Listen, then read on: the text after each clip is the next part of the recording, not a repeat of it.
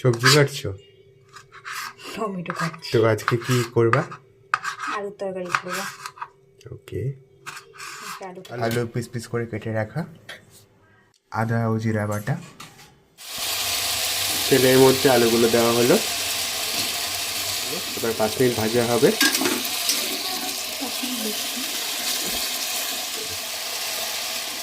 যাক, ভাজা প্রায় শেষের দিকে। আর এখানে টমেটো ও লঙ্কা কেটে রাখা হয়েছে, এরপর এগুলো দেওয়া হবে। প্রায় শেষের দিকে আঁচ কমিয়ে আলুগুলো বাটিতে তুলে রাখা হচ্ছে। এবার আর একটু তেল দেওয়া হবে,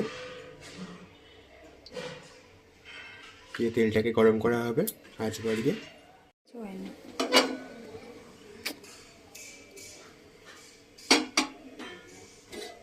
এবার এর মধ্যে একটু কালো জিরে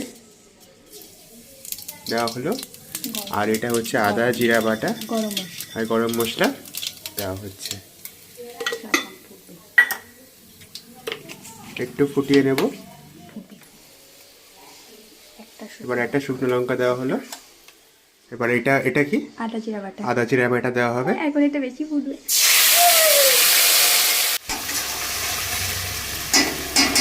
এই সব কটা একটু ভালো করে মেশানো হবে। তারপর সামান্য হলুদ যাবে, কাশ্মীরি লঙ্কার গুঁড়ো যাবে,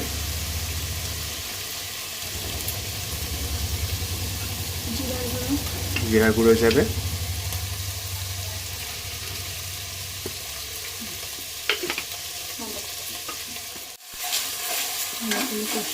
এই সব কটা ভালো করে মেশানো হবে, ভালো করে কষানো হবে। যেটা কেটে রাখা ছিল সেটা দেওয়া হবে।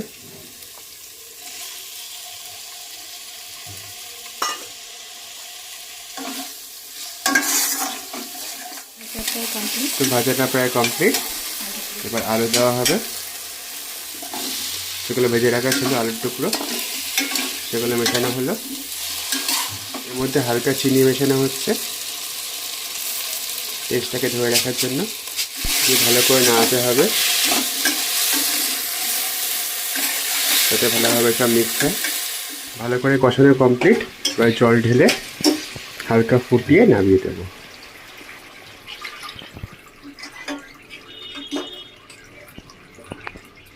জল ঢাললাম, এবার ফুটিয়ে নামিয়ে দেবে। আমাদের তরকারি রেডি। আলুর তরকারিটা কমপ্লিট, এখন নামিয়ে রাখবো।